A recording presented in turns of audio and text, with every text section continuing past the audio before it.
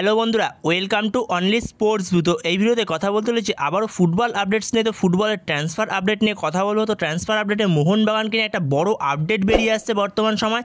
তো সেই আপডেটটা নিয়ে কথা বলবো। তো ভিডিওটি সবাই শেষ পর্যন্ত দেখতে থাকো। আর চ্যানেলে নতুন হয়ে থাকলে চ্যানেলটি সাবস্ক্রাইব করে পাশে থাকা বেল আইকনটিকে অন করে পাশে থেকো। তো প্রথমে যদি মোহনবাগানকে নিয়ে কথা বলা যায়, তো মোহনবাগান একজন প্লেয়ারকে টার্গেট করে রেখেছে, বড় একজন প্লেয়ারকে, যেখানে প্লেয়ারটার সাথে প্রায় কথাবার্তা প্রায় ফাইনাল স্টেজেই পৌঁছে গেছে বলা যেতে পারে। প্রায় 85% ডিল ডানের কথাই বলা যেতে পারে। এখনও পর্যন্ত ডিল ডান হয়েছে কিনা এই ব্যাপারে কোনো অফিসিয়াল আপডেট নেই, কিন্তু প্রায় ডিল ডানের পথেই।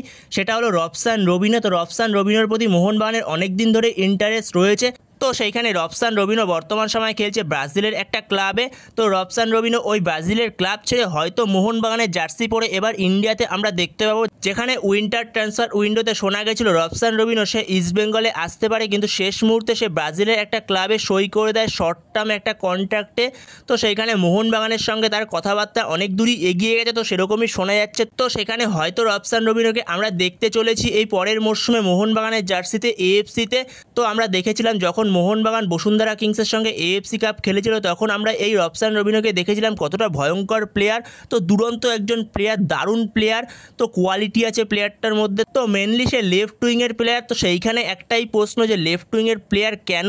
তো সেইখানে মোহনবাগানের কাছে লেফট উইংয়ে যেরকম আশিক কুনিয়ান আছে, লিস্টন ক্রস যে ফার্স্ট চয়েস মোহনবাগান লেফট উইংয়ে, তো সেখানে লেফট উইংয়ে আরও একজন প্লেয়ার। তো সেইখানে এটা নিয়ে একটুখানি প্রশ্ন থাকছে পরবর্তী সময়। তো কেন লেফট উইংয়ের প্লেয়ার সাইন করালো মোহনবাগান, যেখানে আশিক কুনিয়ান, লিস্টন ক্রসের মতো ইন্ডিয়ান টিমের মেন স্কোয়াডের প্লেয়ার থাকতেও? আর সেখানে তো মোহনবাগান গ্রেগ স্টুয়ার্টকে ছেড়ে দেবে, এটা তো ফাইনালি। তো তাহলে কি ফাইনালি গ্রেগ স্টুয়ার্টের জায়গায় সাইন করাবে মোহনবাগান রবসান রবিনোকে, নাকি অন্য কেউ বাদ যেতে চলেছে? কারণ গ্রেগ স্টুয়ার্টকে নিয়ে যেরকমটা শোনা গেছিলো, তো গ্রেগ স্টুয়ার্টের জায়গায় মোহনবাগান এমন একজন প্লেয়ারকে খুঁজছে যে সেন্টার মিডফিল্ডার এবং অ্যাটাকিং মিডফিল্ড দুটো পজিশনেই খেলতে পারে। তো সেই রকম একজন প্লেয়ারকেই খুঁজছে মোহনবাগান। তো সেইখানে রবসান রবিনো লেফট উইংয়ের প্লেয়ার। তো সে অ্যাটাকিং মিডফিল্ডেও খেলেছে Robson রবিনো, attacking midfield left wing দুটো জায়গাতেই সে খেলতে পারে। তো সেখানে রবসান রবিনো সে মেনলি লেফট উইংয়ের প্লেয়ার, লেফট উইংয়ে খেলতেই বেশি প্রেফার করে সে। তো সেইখানে দেখা যাক মোহনবাগান ডিলটাকে ডান করতে পারে কিনা, কত তাড়াতাড়ি মোহনবাগান ডিলটা ডান করতে পারে। প্রায় ডিলটা ডান হয়ে গেছে বলা চলে এরকমই। তো সেইখানে এবার একটাই প্রশ্ন, মোহনবাগান কি তাহলে রবসান রবিনোকে গ্রেগ স্টুয়ার্টের জায়গায় সাইন করলো, নাকি অন্য কারোর জায়গায় দিমিত্রি পেত্রাউসকে কি তাহলে মোহনবাগান ছেড়ে দিচ্ছে? কারণ গ্রেগ স্টুয়ার্টের জায়গায় মোহনবাগান এমন একজন প্লেয়ারকে খুঁজছে যেরকমটা জানিয়েছিলাম সেন্টার মিডফিল্ড এবং অ্যাটাকিং মিডফিল্ড দুটো পজিশনেই খেলতে পারে প্লেয়ারটা। তো সেই রকম একজন প্লেয়ারকেই খুঁজছে মোহনবাগান গ্রেগ স্টুয়ার্টের পরিবর্তে। একদিকে যেরকম জেসন কামিন্স, জেমি ম্যাকলারেন এরা দুজন তো থাকছেই, তার সঙ্গে আলবার্তো রড্রিগেজও থাকছে। তো সেইখানেই একটা প্রশ্ন আসছে, তাহলে কি দিমিত্রি পেত্রাউসকে মোহনবাগান ছেড়ে দিতে চলেছে? কারণ দিমিত্রি পেত্রাউসের আগের বছরের খেলাতে অতটাও খুশি নয় মোহনবাগান, যেরকম আগের বছরে দিমিত্রি পেত্রাউস খেলেছে।